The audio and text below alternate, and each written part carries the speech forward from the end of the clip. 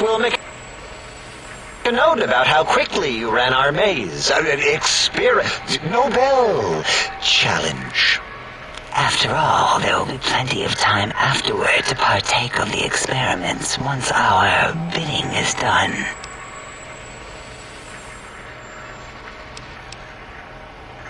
Ah, that is correct. You must walk upon your many penised feet, much slower than our advanced hovering robotical frames.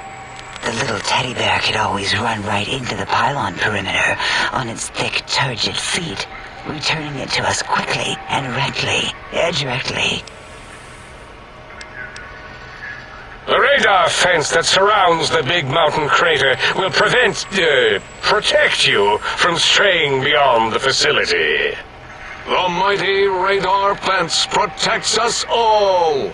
Get too close to the blinking posts, and the proximity warning shall be your warning. You are too close. If you get near it, your vision will blur as the electrodes in your head shut off one by one. Click, click, click. Possible memory loss will occur, along with long-term nerve degradation. It is tied to not having a brain attached to your nervous system, but the nerve degradation is nothing to worry about. Such degradation would take many lifespans to become evident, and all biology dies. Such tiny inconveniences are less than the greater convenience and conveyance. You see, if rendered unconscious by the pylons, you will be returned to the sink, seemingly instantaneously by your deadened perceptions. Oh, Dr. Klein? Dr. Klein? If I may intersect for a moment. What is it? The lobotomite is asking me things, and I'm trying to ignore them. My processors can't ignore you both at the same time. Well, you know how we asked it to fetch the sonic emitter thing? Turns out we already have it. What are the odds? What is this, a high school science fair? Get your act together. You're making us look like a collection of round earthers. You're always yelling. My receptors can't take it anymore. And neither can my feelings. I am yelling because you contaminated specimens can't keep your probes off the volume knob on my voice module.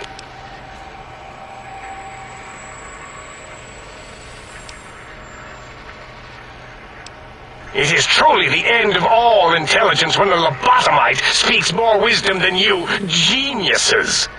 So, if we have the sound wave, sonic projecto thing gun, then what in Heisenberg's name do we need from X8? Anyone?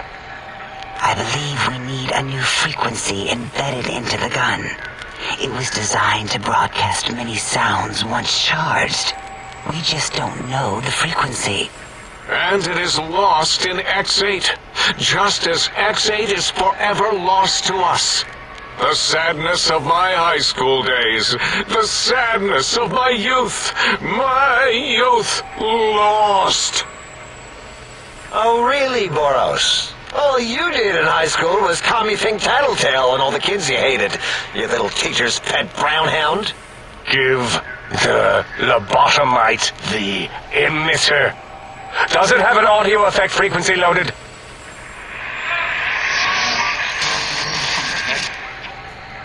Oh, I don't think so. Wait. What is he doing? I think he's sonjaculating into the gun, getting it warmed up.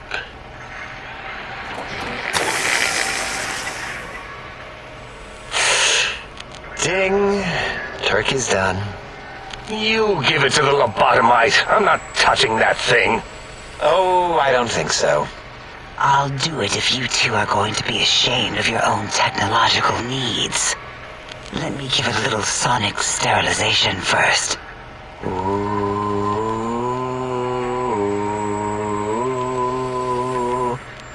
All right. All antibacterial fresh. Here, my little teddy bear.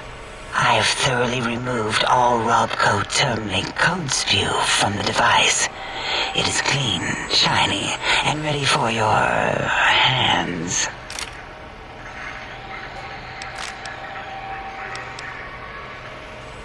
What did it say? Spit lead? What, like pencils? Oh, I think it wants a combustion pistol. A gun? Are you mad? We can't give it a gun. Guns kill. Leave big open holes in you that are like sores, but worse. Dr. 8 is correct. We already have given the teddy bear a lethal sonic death ray, filled with his sonic ejaculate and sterilized by my soft wooing. Giving the teddy bear a gun would be the equivalent of following a glass of hemlock with an Abraxo chaser. Delicious and redundantly deadly. If you're going to bring the Socratic method into it, fine. Give the Loboto bear a combustion gun. Burroughs, don't you have something like that? Are you mad? We can't give it a gun. Guns... Wait, I said that already. Yes, I have the Cyberdog gun, with the little floppy metal ears and the curious nose sensor. Here. Fine. Done. That gun makes me uncomfortable anyway. Always worried it's going to hump my chassis. Anything else, lobotomite? Fine. Boros, more ammo. The good stuff. Top shelf ammunition. Let's see. Hollow point? That's worthless, but tasty. Oh, and here's some JFP. As if bullets need jackets.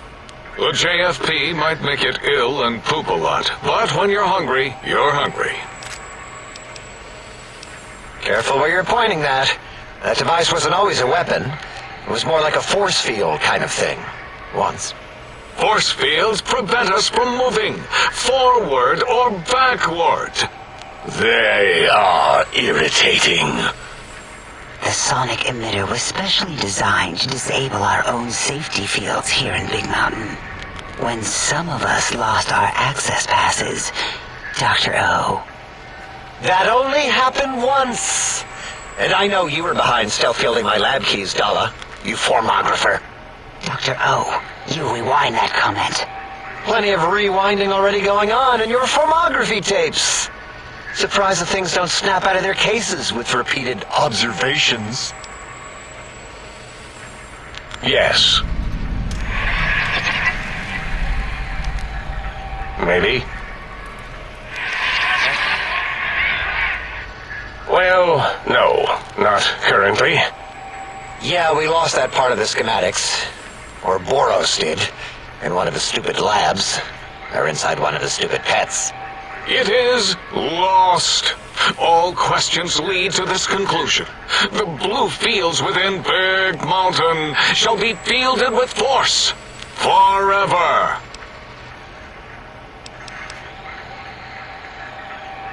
Fine, so, yes. Get these things for us. Do not attempt to comprehend their complicated schematics.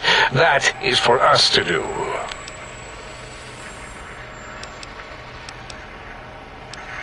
Well, good. What are the token words spoken in this case? Thank you? Yes. Thank you. Wait, is it leaving? But, Dr. Klein, the lobotomite will need rest. Recuperation, things like that. I volunteer my chambers, so it might be stared at. My monitor radar is slowly scanning its form to collect sensitive data. No, that would put it too close to us. It could press buttons, turn lights on and off, and worse, let other lobotomites in. We could give it Mobius's old room. That's where its brain got scooped out anyway. And plus, some of its parts are already there. Might be more comforting for it to hang out with its spine and heart. Home is where the heart is, after all. See what I did there? Wet literal. I suppose. We'll have to move that couch out of there. Been putting that off too long.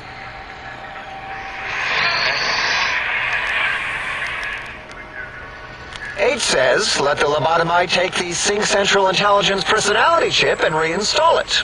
That stuffy Mobius program Butler can walk the lobotomite, feed it, barter with it for her.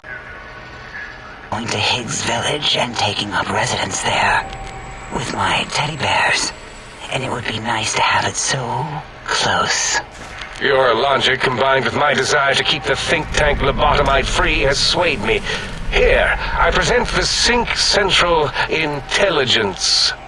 Lobotomite, take this chip to the sink, plug it in, and make sure the chip is clean, or it could skip. Then make whatever crude biologic demands you need of the sink. It will cater to most of your hormonal whims.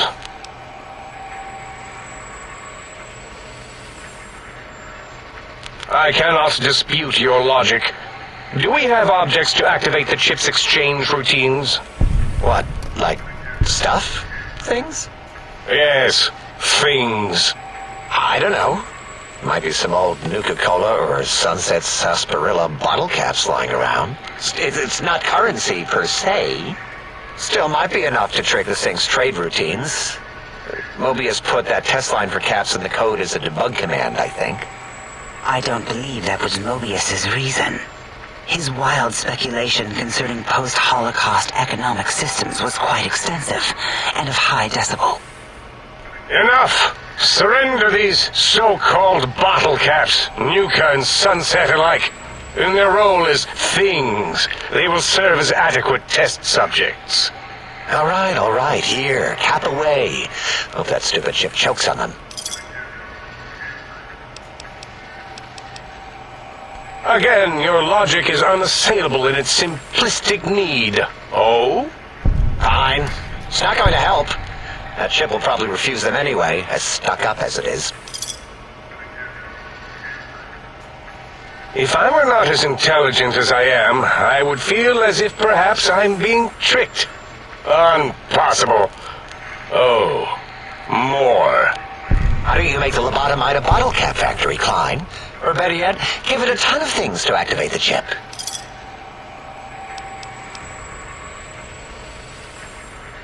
Yes, you may need to wiggle it in a bit, but don't force it. We can't recode them if you break it. There is no more we can do to aid you, and our patience levels are depleted. Now go. Rest in the sink if you must, but leave us to our research. If you're done, can we move again? My biogel's starting to crampagulate. Of course! Go man your science stations! Go! I am surrounded by children.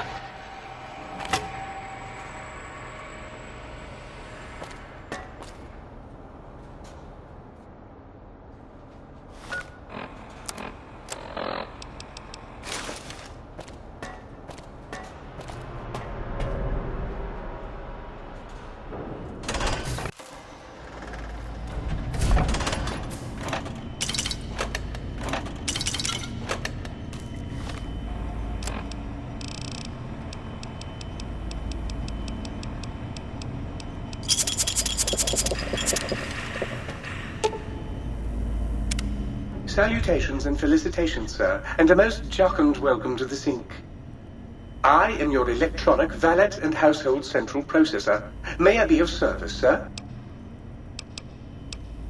In addition to managing the personality matrices of the other household utilities, I can provide sir with direct access to the commissary. Any goods sir might require may be purchased through my shopkeep interface, whence tiny robots shall deliver them forthwith to this very domicile. Very good, sir.